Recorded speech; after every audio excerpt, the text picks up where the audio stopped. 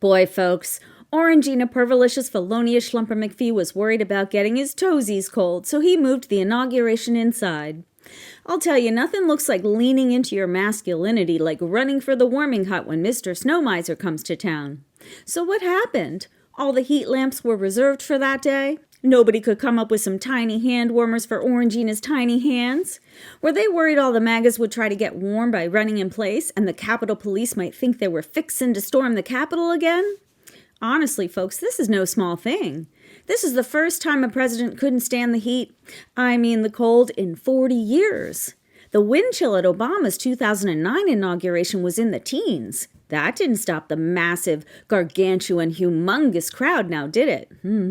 I guess it could have been Melania who made the call. Her baseline is already so frigid, maybe her staff was worried she'd be frozen solid by the time it was over. Or Vonky. It's very hard to maintain a doe-eyed expression in the cold without tearing up, and it would be disastrous if her mascara was to run. Then, of course, there's always the worry that Don Jr. will forget how many party pills he takes at the pre-party and then overdo it with his bourbon flask. It would be terrible if Secret Service had to carry him and Pete Hegseth out before Orangina got through his dystopian speech. Of course, it could have been the billionaire brethren. They don't seem to like to be made aware of the masses, because it's harder to oppress people when you realize they're living things and not just data points. Maybe the Bill boys were uncomfortable at the idea of having to share the air with so many minions. Or maybe, possibly, could it be that Orangina was worried the minions wouldn't show up?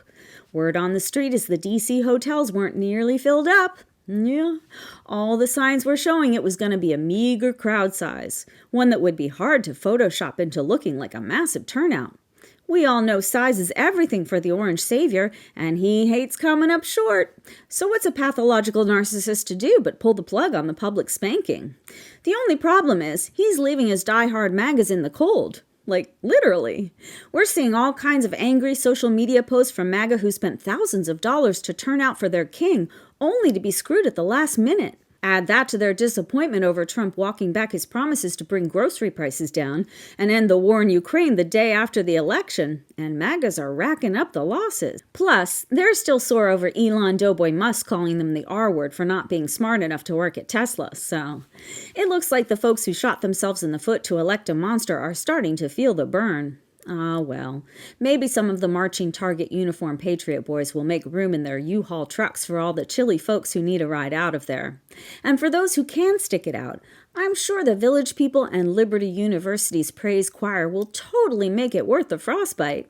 And I have no doubt that come Tuesday, Orangina will be releasing a special Patriot frame, made in China, designed specifically for displaying sought-after commemorative inauguration tickets and polyester V-necks that say, "I went to Trump's inauguration and all I got was this lousy t-shirt." Well, Orangina Pervilicious Felonious Schlumper McPhee, have the inauguration you deserve.